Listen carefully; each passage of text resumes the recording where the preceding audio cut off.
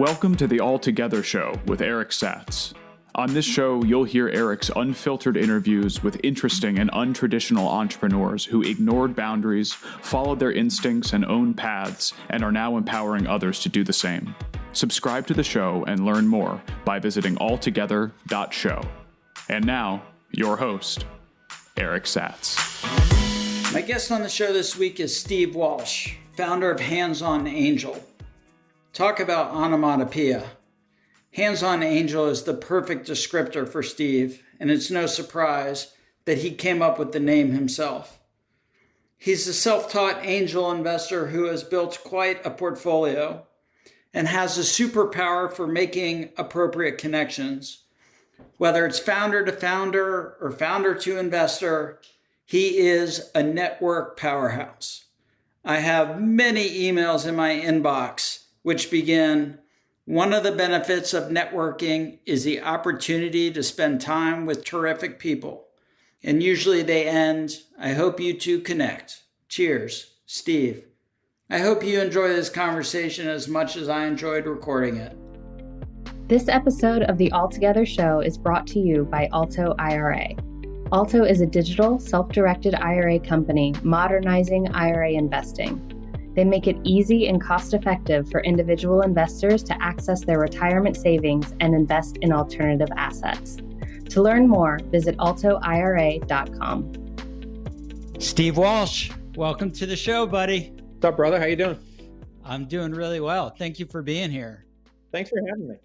No, my pleasure. My pleasure.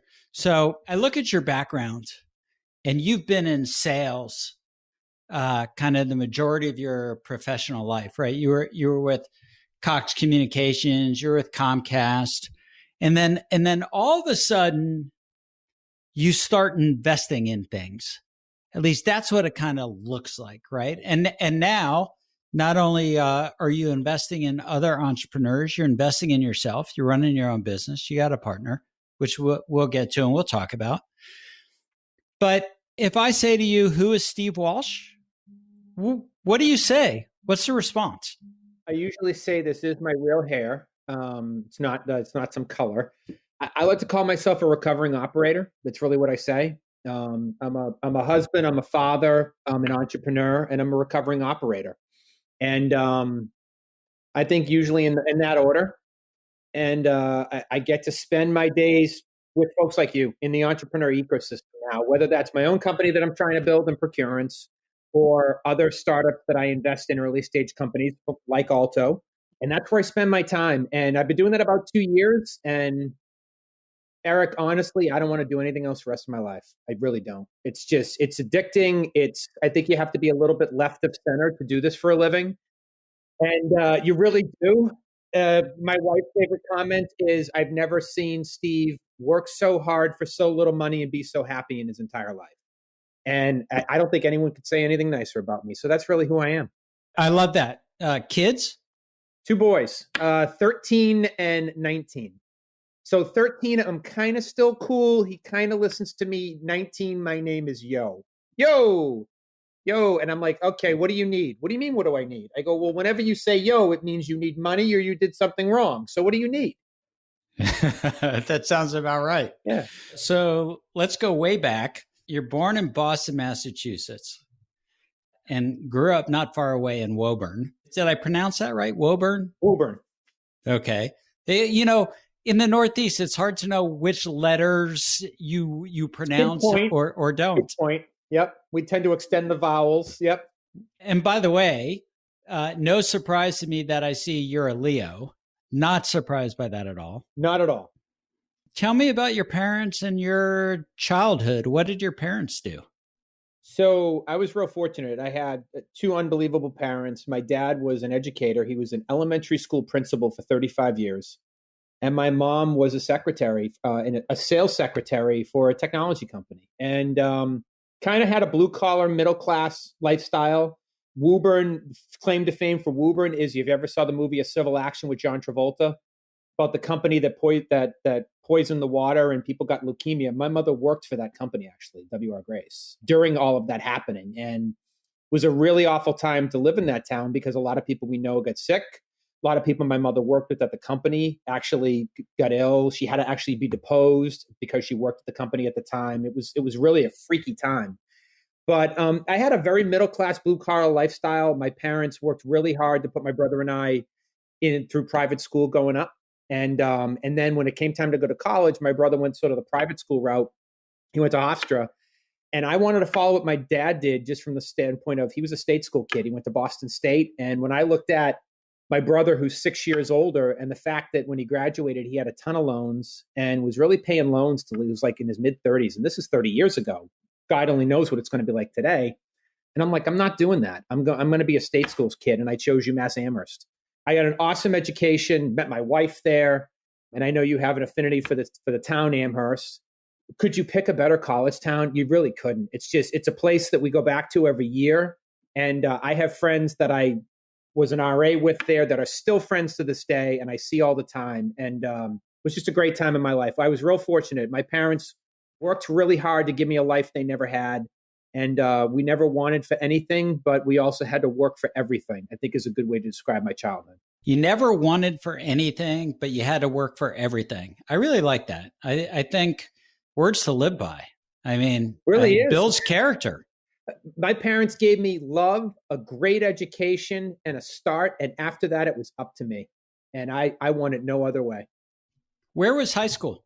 I went to Malden Catholic, which was a blue-collar Catholic prep all-boys school in Malden, Massachusetts, top 100 school, and taught me unbelievably well. I would say that high school was harder than college for me. I was the kid in my neighborhood that when I came home from school every day, my friends that went to public school were out playing, and I had 3 hours of homework every night. And that was that way in my house till I was a senior in high school. And Monday to Friday, I wasn't doing anything after school because I had to commute almost an hour to school each way on a public bus, taking MBTA transportation because we lived 45 minutes from it and my parents couldn't drive me until I got my license. So I had a 2-hour commute each way, sometimes in the snow, and I had 3 hours of homework. It was hard, but it taught me how to read and write and articulate myself. And I will say a lot of the success I've had in life is because of the education I got there. It was an amazing place. My brother went there too. College was easy after that. And when I was in college, I'm like, what's this? You take like 2 classes a day for 2 hours. What do you do with the rest of your day? Like, what am I supposed to do? And it was great. Similarly, I had an amazing high school experience. Now, it was very opposite from yours in that it was a very large public school. But for me, there's no question, those are the formative years. Like, that's where the work habits are established. That's where the patterns are established. That's I think where you figure out who you are and what you want to be, and by what you want to be, I mean type of person. And you had the opposite. I went public private. I went private public. You went public private. That's right. I mean, and we were at Amherst at the same time. We had 2 years of overlap. So you graduated in 93. I graduated in 91. I actually got to take a few classes at Amherst College through the 5-college consortium. And I really realized pretty quickly I wasn't in Whoville. So I played club lax at UMass for 4 years. And I had practice. And I took a few classes at Amherst. I took a history course because I'm like, let's go see what this Amherst College thing's about, right? It's down the street. It's one of the most prestigious colleges. At the time when I went to UMass, I think Amherst was either the toughest or the second toughest school in the country to get into. So I'm like, I can take classes there for the same tuition. Let me go do it. Well, the class I chose, I had lax practice right after, so I didn't have time to change. So I wore my practice uniform, which at UMass at the time was, the worst, dirtiest shorts you could have and some obscene T-shirt that said like, I drink beer, do you? And I go and I got like a do-rag on, an earring in, and I walk into the class and I sit down and everyone in that class knew I definitely didn't go to Amherst College. You Amherst guys there with smoking jackets and pipes and whatever. So I sit down and I'm sitting down and the kids are looking at me. They're like, do you go here? I'm like, no, I go to the zoo down the street, play lax. What's up? And they're like, oh, great. But it was an awesome experience because I got to see what that college was about. And it was awesome. I had a great time doing it. So I just want to say, by the way, I've never owned a smoking jacket. I just want to get that out there. This this is pretty much how I went to class in my Amherst sweatshirt.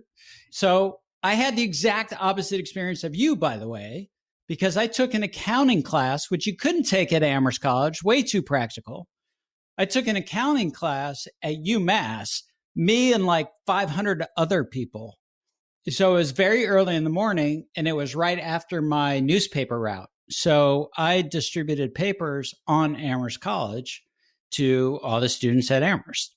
And so I would wake up early, very early, to distribute, paperboy newspapers to all my customers. And then I was supposed to go to my accounting class.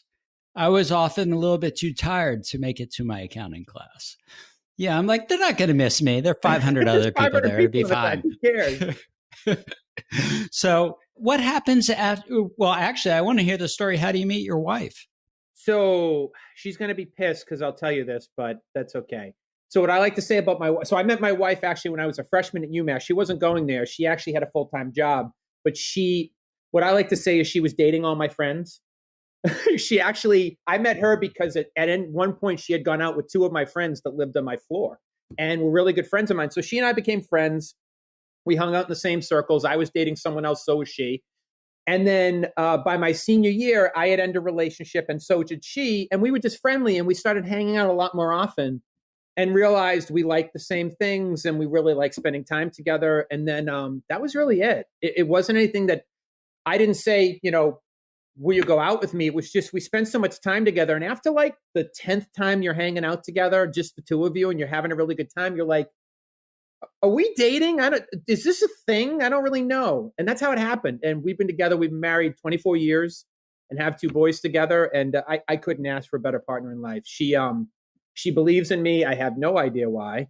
And even when I don't believe in myself. And when I left Comcast and just thought about becoming an entrepreneur, because I had offers to go to other companies, I said to her, I think I'm going to go become an entrepreneur, and here's why. And I laid out what I want to do, and I want to better myself. And I've got two kids, one that's college age, one that still has to go to college. And I was expecting her to say, well, we got to educate the kids and do all this stuff. She was like, I think that's exactly what you should do. I think you've been making hundreds of millions of dollars for other people. I think you know more than anybody about this business. And I just think you were born to do this. And you're an entrepreneur. You know this. Not everybody has a spouse like that says, oh, yeah, we won't worry about health insurance, and income and where we'll live. Just go bet on yourself, honey. You have a good time. And she really did. And 2 years later, she has never looked back. And I think part of it is I've never worried about making money. I'm not going to start now. Just haven't. I mean, here's the softball question, and I'll just tee it up for you because you've kind of answered it already. But what would you say is the single most important thing about being an entrepreneur? Your ability to get up off the ground, because you're going to be knocked down probably every day. I think I fell over myself about 4 times this morning. No 2 days are alike, so that's the good news. The bad news is you're going to fail a lot.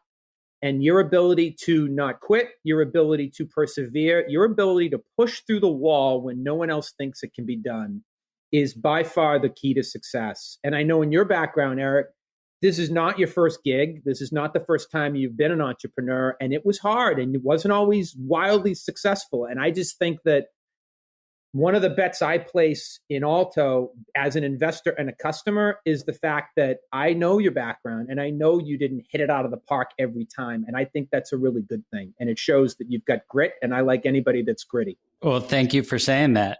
And I don't disagree with anything you said, by the way, but I was kind of hoping you were going to say you have to have a partner, a life partner that fully supports you and is behind you 100%. Otherwise, I think it falls apart. And so you said you've been married 24 years. I want to play a little geography here. So 1996?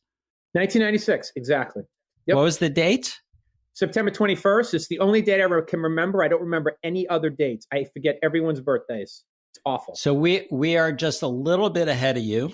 June of 1996. Okay. And we also met in Amherst.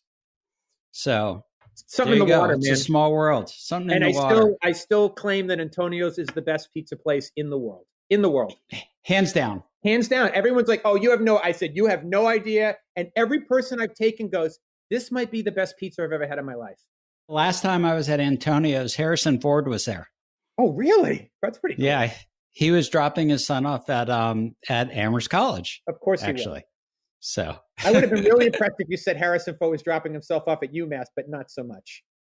I saw him the evening before at dinner, and because I was dropping my daughter off at Amherst College as a freshman, and we had no idea. I mean, he was sitting with his wife. Her name is what? Callista Flockhart. Is that right? Yep. Ally McBeal. Ally McBeal, of course. Yeah. So he's sitting with Ally McBeal. Pretty cool. And I said, and so I'm looking right at Ally McBeal, and I say to my wife and daughter, I'm like, hey, I'm not looking right at Ally McBeal. Sorry. I'm looking right at Harrison Ford. Okay.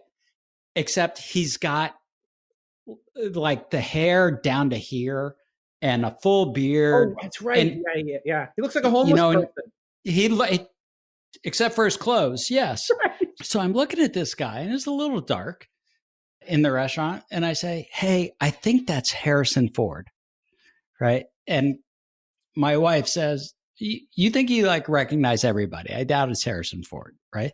And then Ally McBeal walks in with their son. I'm like, nope, it's Harrison Ford because that's Ally McBeal. So that's kind awesome. of right. And of course, in your head, all you can hear is da da da da da. Yeah. and then he was in Antonio's the next day, which is kind of funny. But I digress.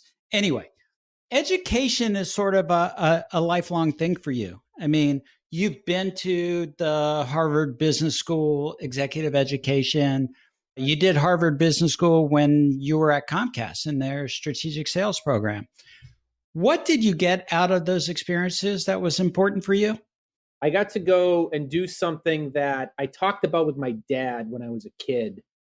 I said when I was a kid, I always wanted the opportunity to go to Harvard. And I knew my parents couldn't afford it. And I knew it just wasn't in the cards. I wasn't that kind of student. Like I wasn't a straight A student. I was an AB student. I played sports, but I didn't fit the profile of a Harvard student. And I'm like, and even if I get in, even then it was like $40,000 a year. I'm like, that's not what I'm signing up for. So when I had the opportunity to do the program, and I did two different programs there, one was a strategic sales program and one was an executive education program. I did it for two reasons. One, because I always want to continually learn. I think that's just in my DNA. And the other was it was for my dad, because I wanted him, and he's been passed away 20 years, but in my mind, I was doing something to show him that I could do it. That's really cool. So, I think you have to be a learner in order to invest in alternative assets. I'd love to understand from you your process, right? Because hopefully there are a lot of angels that are listening to the show. And you are a guy who was an operator, was in sales, you become an entrepreneur, but you are a very active angel investor. What has been this progression? How did that happen? What do you do in your decision making to get to yes or no? So I'll start with how did it happen? When I became an entrepreneur, and what you realize pretty quickly, because you are one, is that the best way to learn is by spending time with other entrepreneurs, because they've done something you haven't done, and they probably have something to teach you. And especially around the things like fundraising, which is one of the hardest things to do as an entrepreneur. And the more time I spent with them and learned, it went kind of like this. Eric, you have a really cool company. You've got a lot of traction. Wow, that's fun. Are you doing a raise? Is there any chance I could get in that round? And then I looked at my own portfolio, because I've always been a big investor in traditional things, stocks, mutual funds, real estate, cars, wine.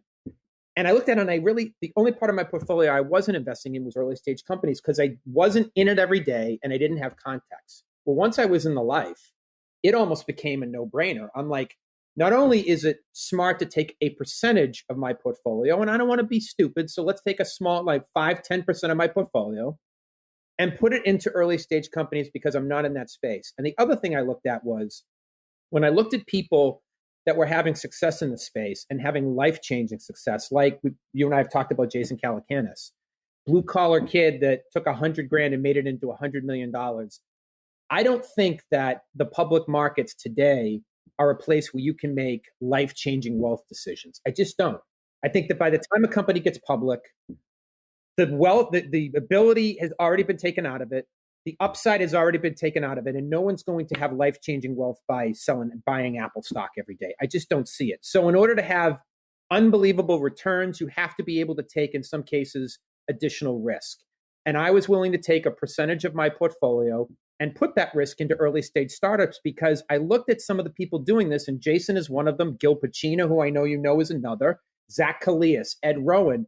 And I go, these guys are making bets across a diverse portfolio over a 5 to 10 year period. And every time they place a bet, every 30 of them turns into a friggin' unicorn.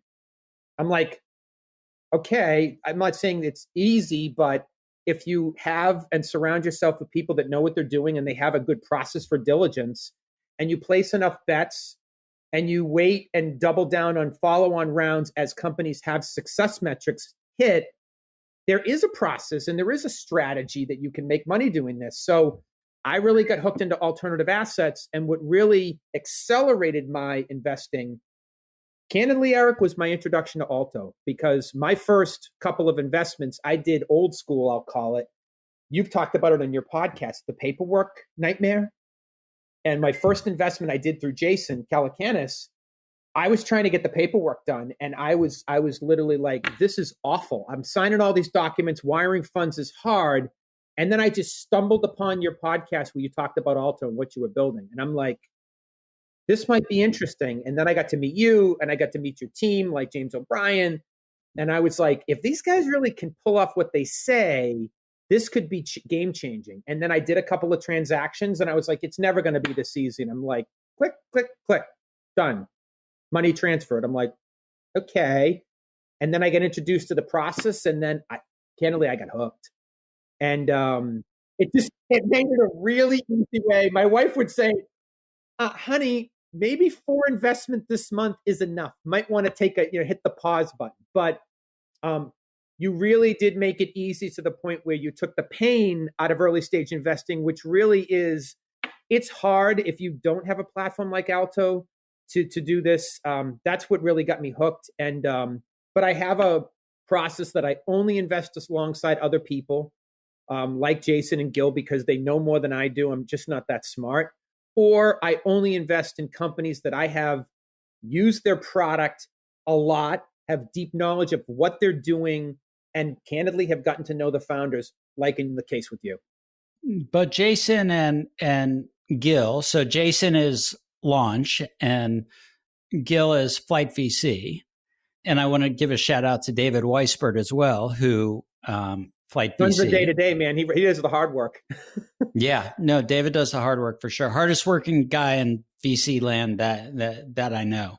So they do a considerable amount of diligence, homework, research before you see it. Do you just invest in everything? Or is there something about what you read that gets you over the hump to say yes? For me, I try to stay in my swim lanes, and my swim lanes tend to be tech-enabled products, and that could be different types of tech. It could be SaaS tech, it could be marketplaces, it could be fintech, but tech-enabled is my swim lanes. I tend to invest alongside experts. And the biggest thing for me is, and Jason is great about this, is I bet the jockey, not the horse. It's the founder. In every deal I've done with Jason, he not only gives you the deck, he gives you the founder's email, the founder's cell phone. He does a Zoom call with the founder. And I take those to heart. And most of my bets are made because I get a chance to interface with the founder and I see something that I go, I don't know if this company's going to win, but this person's going to win. And I'm betting on them. And even if this company fails, I'm going to bet on them enough that something they do is going to make it. And that's really, for me, the deal memos are great. And there's a lot of diligence, but I have made investments in, I'll use, Steezy's a good example. Jason's really high on Steezy, the dance app. I've invested in them 3 times. I can't dance. I hate dancing, but the company's a rocket ship. The founder's unbelievable. Jason's investing in him so many times, and everybody else that I know in Silicon Valley is dumping money into this company. So I go, what the hell do I know? The guy's a rock star. And I know every millennial I know is using the app. So to me, I go, that says something. But in most cases, it's almost always the founder. It just is. I didn't invest in Alto. I was a customer, but I wasn't an investor until I got to spend time with you and your team. You give me goosebumps. And I think this is a great tie to your greatest influence. I asked you so you filled out a questionnaire for me a while ago. Do you remember the answer you gave to greatest influence? My brother. Yeah. Tell us about your brother and why he's the greatest influence on you. I have better hair, but he's a little older. He's 6 years older. Because he's been an entrepreneur for 30 years and has told me time and time again. And when he became an entrepreneur, I didn't get it. My dad didn't get it. He got offered he was in Hollywood working for Paramount Television in research and had a lot of success and was offered a vice presidency at Paramount at a really young age. And this would have been just a rocket ship of a career. And he got offered the job and he turned it down because he really wanted to be a voiceover actor and he really wanted to be in the voiceover business. So he left a stable, awesome, the creme de la creme of studios in Hollywood as a VP level to go be an actor and in voiceover. And I didn't get it. My dad didn't. And he was just like, I want to bet on myself. I hate managing people. I think I have this gift. And that has turned into not just a great career for him, but now he's built a whole business around voiceovers and coaching. And now he does coaching for executives and built a second company doing it. And this was 30 years ago. And I have seen, and there's been, as an entrepreneur, good years and bad years, a lot of money, struggling with money and everything in between. But he's the happiest person I know. And and he never complains about what he does. In fact, he works harder than almost anybody I ever know because it doesn't seem like work to him. And when I left corporate America, I was like, that's what I want to be. I want to be him. And he's like, you could have been me a long time ago, but don't be me, be you. I don't know. It's just, I talk to him every day and he inspires me. He just does. It's awesome. That's amazing. I love that. So it doesn't feel like work. And I agree with that. Not every day is easy. What do you do when it's not easy? I call my wife. I call my brother Dave. I call my business partner Mo. Or I just put my head down and plow through it. I mean, when I do, Eric, I say, what's the alternative? Going back to working for someone else and giving up what I like to call my freedom. I listen a lot to like Naval Ravikant, who founded AngelList. And he said he had something to say that even if you're at a top level company, and I was a VP at a Fortune 50 company. If you work at a place where someone has to tell you what to wear, what time to show up, and how to act, then you're not free.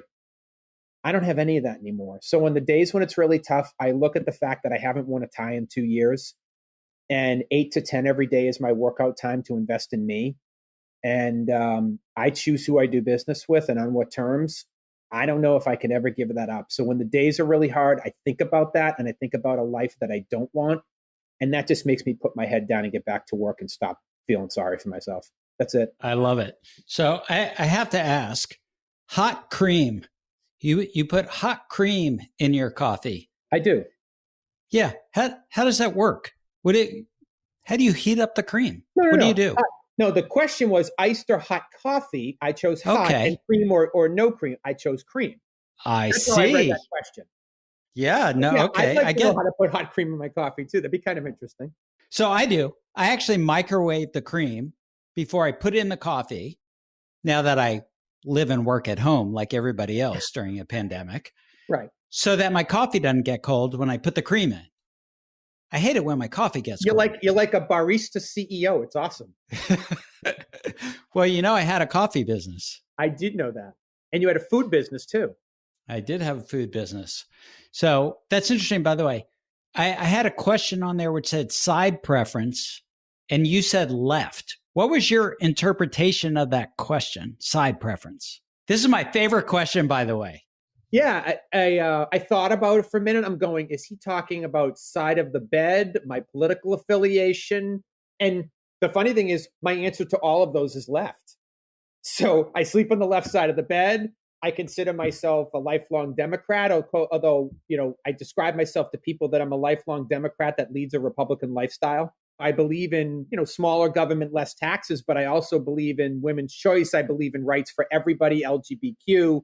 So it's just interesting. People like, I don't understand. I'm like, I don't want to pay more in taxes and I don't want the government in my shit, but I can also have a view of equality for everybody at the same time. And, when I think of left, I think of that and I sleep on the left side of the bed. That's it.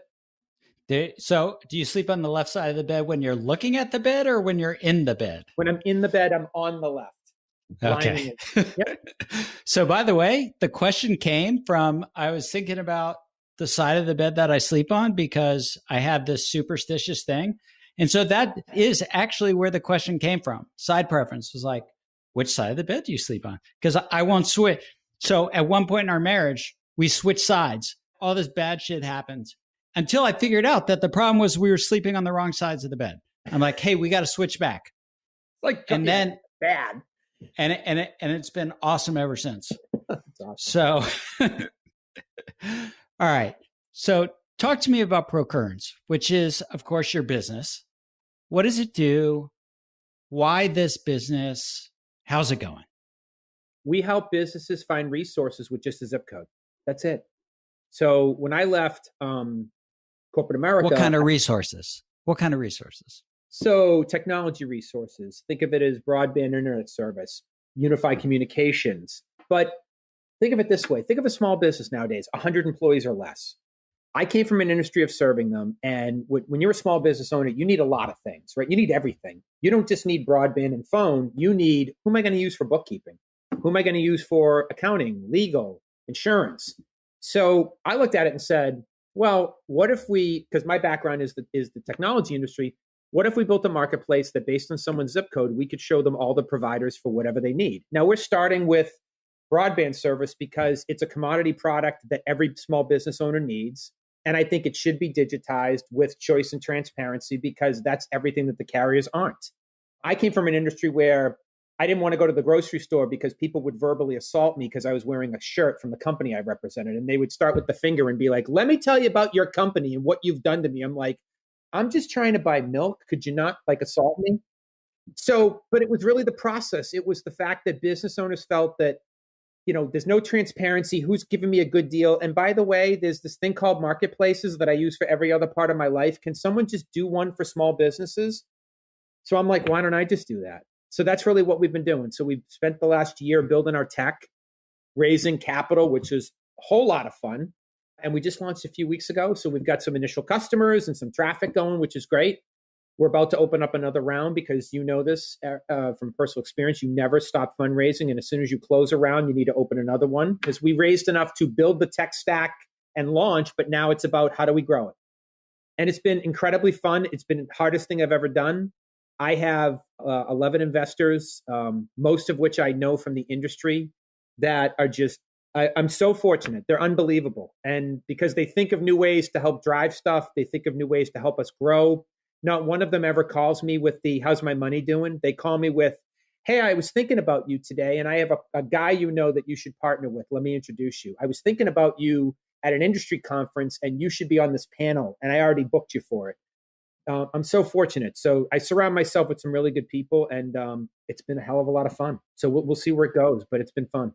Has the sort of WeWork, Industrious, the whole kind of turnkey small business office solution all in one place, has that affected the market at all for you? I think what's affected the market more is people understanding that what used to look like work a year ago is not what work looks like today. And now people that didn't think about re-looking at their technology solutions or any of their solutions for what I call fixed cost are now very open to it because crap, I got to look, I'm paying that rent on an office I'm not using. Maybe we should look at that. Oh, wait a minute. We're paying for broadband services at the office, but now I have 8 employees at home that want a second connection at home. How do I do that? How do I integrate Zoom and Slack? And so now people are more open to looking at all their needs, and you need someone to help them navigate that. So I think that's really the change that's happened. I think there'll be a place for the WeWorks of the world, but we can play in that too. That's okay. But I think what's really going to happen is you're going to see this distributed workforce, which is what my company does, where people have needs where employees are all over the place. And you have to be able to figure out how to connect all those systems with technology. So I think it's one of my investors said, you're either the dumbest guy in the world for starting a company like this in the pandemic, or you might be the smartest. Time will tell. I think that's always the answer. Time will tell, right? But you got to start somewhere. What's been the hardest part of building the marketplace, of building the tech stack? Because I don't think you're doing any coding. No, I'm not. Yeah, you figured that out. Hey, I'm not a coder. I get introduced from another entrepreneur to my developer. He's in Miami, but he's got a team in the Ukraine that he's been working with for years. So I get what I like to call onshore development for offshore rates, which is nice. And he's leveraged a bunch of platform stuff that he had already built for some other companies. So what I did is I met an entrepreneur that's in the medical industry, and he showed me a site, and it's a marketplace so you can find healthcare and hospitals and doctors. But I looked at it, and I looked at what he did, and I told him what I want to do. He goes, let me show you something. So he showed me his marketplace, and he goes, you want to do this except for services and technology.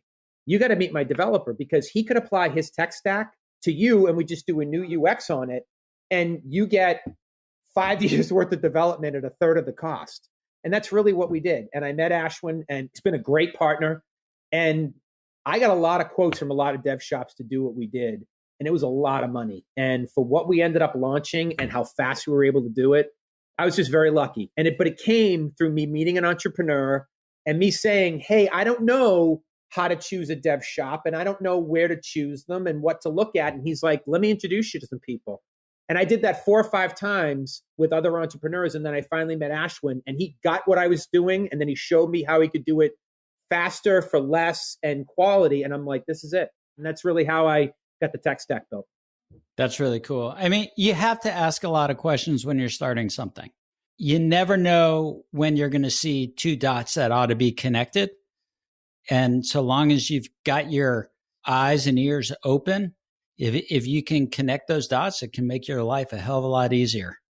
Well, and when I chose my digital marketing guy, Josh, and Ashwin, what I said to both of them is, I want 4 customers. They're like, what? I said, I want to talk to 4 of your customers. Not 1, I want to talk to 4 of them.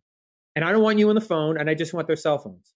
And I'm not going to tell you up front what I'm going to ask them, and I just want to talk to them. And in every conversation, I was like, I don't care about their ability. Tell me what kind of person they are. Do they do what they say they're going to do when they say they're going to do it? Do they do it on time and on budget? And if they're going to be over budget, do they tell you ahead of time, or do they let the budget just go over and then surprise you? Because as an entrepreneur, thou shall not run out of cash, right?